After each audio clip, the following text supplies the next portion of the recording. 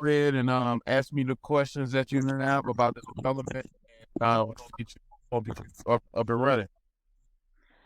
Oh, okay. I have lots of questions. Okay.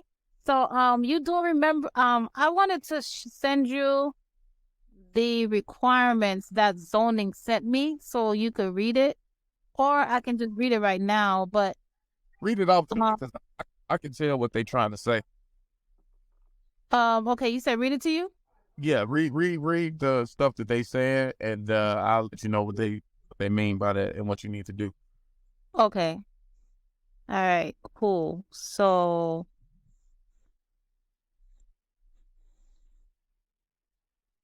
let me see here. All right, so it says Lot CG for general commercial. This zone allows single-family detached and duplexes by right. Townhouses and multifamily are allowed in zone with conditions. Townhouses are defined as follows.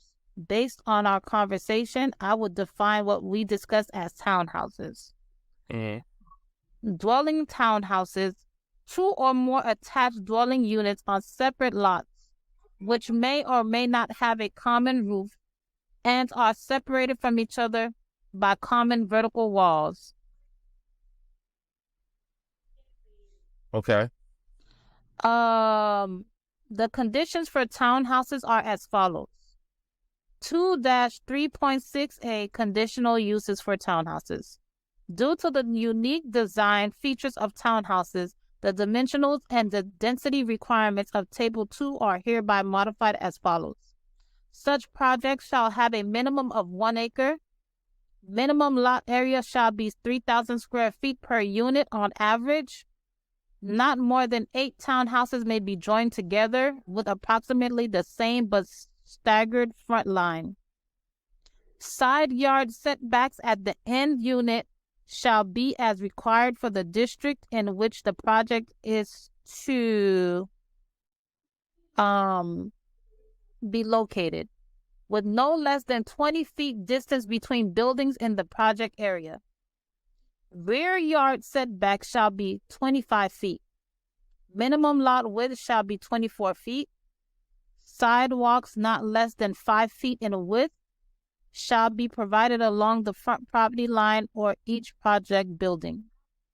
Rear yards where enclosed shall be by a masonry or brick wall not less than 6 feet in height. Where proposed for the RG district, maximum density is a townhouse project shall not exceed 4 units per acre.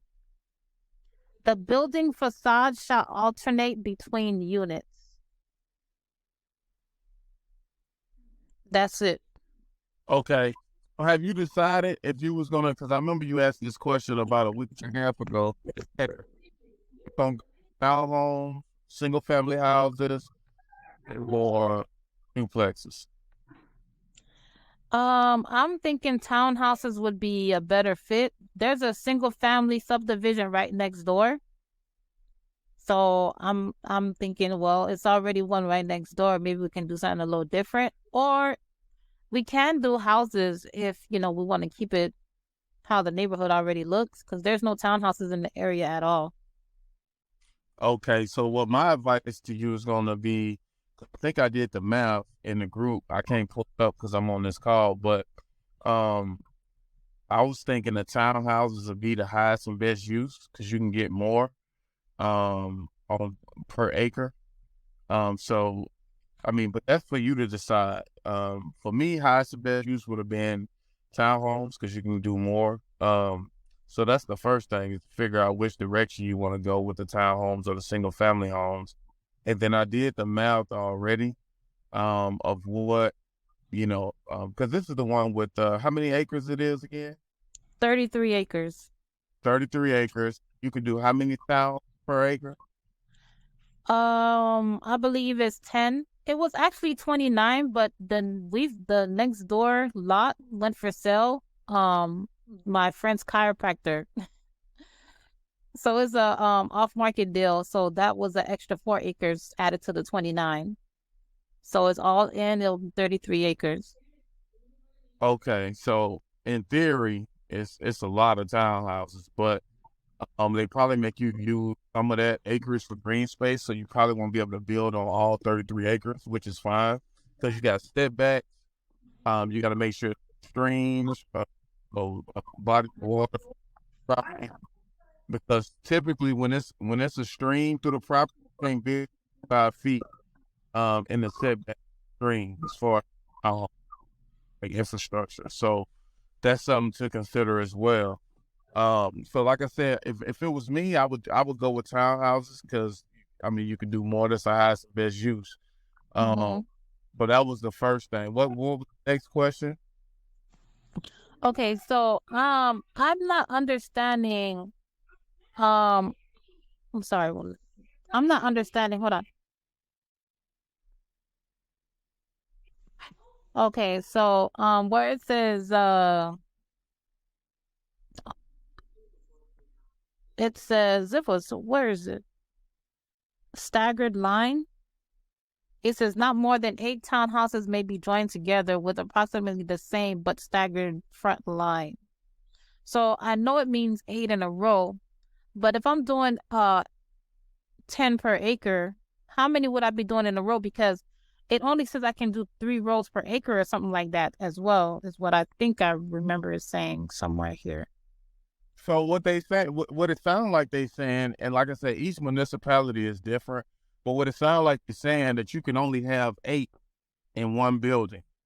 So even though you can put how many per acre? You said however many, Huh. but go ahead, shit. How many per acre? Um, I think it's around 10. It was a 10. So look, even if you can put 10 per acre, you would just have to. I would break them up into 5. I would do 2 buildings of 5 on 1 acre. So that's kind of how you can get around that because they don't want more than 8 in one building. So I would do a building of 5 and the other building of 5 to make it succinct. Okay. And you think do you think 1 acre is there'll be too much space left over, or what? They'll just have nice bigger backyards. Maybe that's what we can do, right? Just have them have some nice backyard size backyards with gates or something. I, I'm 10 on the acre for townhomes. I mean that's pretty standard. I just personally got a planned unit development where I can build 5 houses per acre. So, townhomes are typically, they're not as wide because they tend to go vertical. So, Mm-hmm. good with townhomes in per acre. I would just with that 8 per block stipulation, I will break them Mm-hmm. up in fives. I will have my building blocks in fives, and that's something that you can talk to your architect like, hey, design them like this because these are the stipulations. Mm-hmm. And the fact that it says that they cannot be each property cannot be less than the minimum is 3,000 square feet. So it doesn't say there's a maximum. Is that a question I should ask them? Um, well, if they don't mention the maximum, there is no maximum. But they did mention a minimum. So these townhouses, so based on what they're saying, and I know earlier you said, the houses had to be on the acre. This has to be like a bigger a higher price point community, right? Yeah, it's a really upscale neighborhood. Yeah, because when they have minimum lot sizes and minimum acreage of 1 acre, um, you know, I without even seeing it, I could tell it's in the upper, like a price point neighborhood. So these townhouses are gonna have to be 3,000 per feet, which is good because you're gonna get your value back out of it because of the area you in. Mm-hmm. Yeah. So that's another thing that you need to tell your architect when he's making the plans that these need to be a minimum of 3,000 square feet. Okay. And what does it mean by vertical walls? Common vertical walls. What is that? The walls that separate the townhomes. You know, Oh, okay. yeah, that's what they mean by vertical walls. So what was the stipulation on that? It says a common roof and are separated from each other by common vertical walls. Yeah, that's what they talking about. They talking about the wall to separate one townhome from the other. Oh, so they're not really connected. They can't really be connected for real, for real. No, no. When it's a common wall, they are connected. Okay, That mean they're sharing a wall. okay. Oh, okay, got it. So what was the next one? So the next question I have is I want to make sure that I have my notes down right from research that I've been doing and from following you. I want to make sure that I have all the things that in the right order. So I know we spoke about civil engineer, we Right. spoke about the surveyor. So basically I'm going to get a survey. The survey is going to be given to the civil engineer. There's the survey is what they look for the soil as well. No, that's a phase one study. So phase one study is for the soil. A hydrology study is to make sure there's no water running through the property or no like a floodplain or anything like that. So you're right. You would give those to your civil engineer. And have you already engaged your civil engineer? Have you already started talking? Yes, I have spoken to a couple, but I really don't know how to interview and tell which ones is the right one for this kind of job. So I'll tell you this. So what I did, right? So I tell all my people this. I call 10 civil engineers. I, Mm-hmm. well, I talked to 10 civil engineers.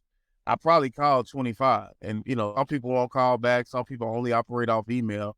But this is what I always say. If you talk to 10 people in the same field, you're going to know who knows what they're talking about and who doesn't. You know what I'm saying? So that's how I picked my first architect. When I did my first development, I talked to multiple people and I stuck with what was consistent.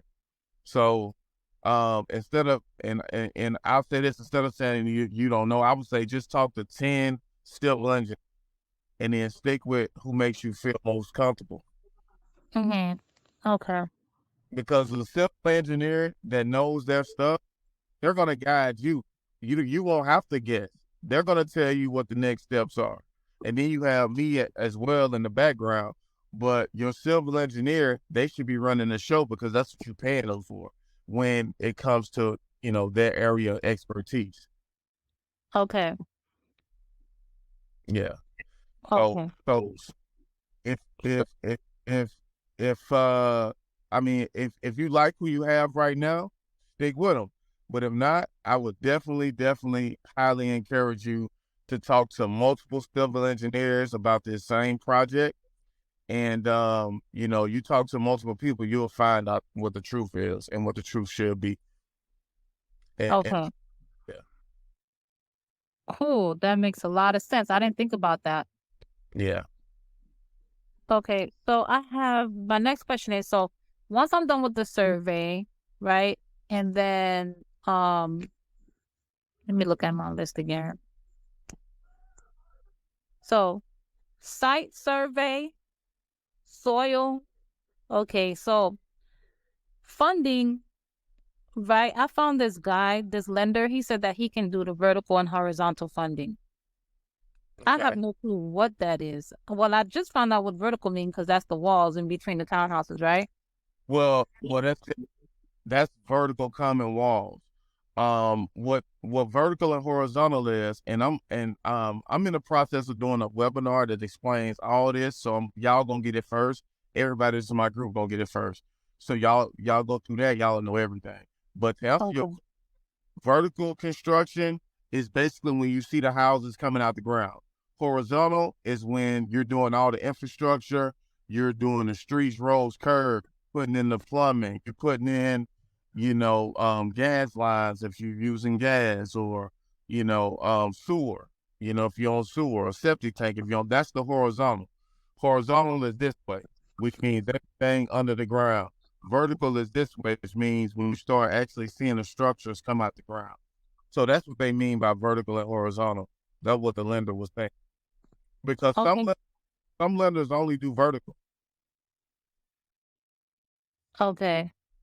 So, what am I looking for in a lender? How do I know I have the right lender to help me with the vertical and the horizontal funding? Because that's the infrastructure in and of itself. That's what I need once I get my plans from the architect, who's going to get the information from the civil engineer. Right. So, in a nutshell, what I look at as a good deal, they're not killing you on points. Points going to range anywhere from 2 to 3 points. If somebody come with 3.5, 4 points, hey, I'm backing off of. That's too much. And the points is just the cost for them to do the deal. We haven't even got to the rate yet.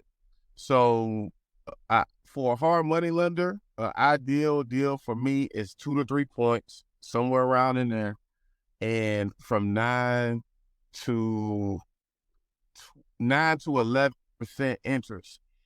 Now, if you don't have any experience, you're gonna have to take whatever you can get and just try to be efficient and get in and out this deal as quick as possible, or use them to acquire the deal to keep it moving and then refinance them out with another lender if you can find one.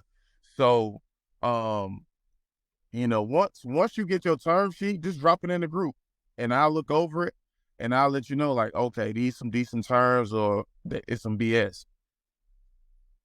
Okay.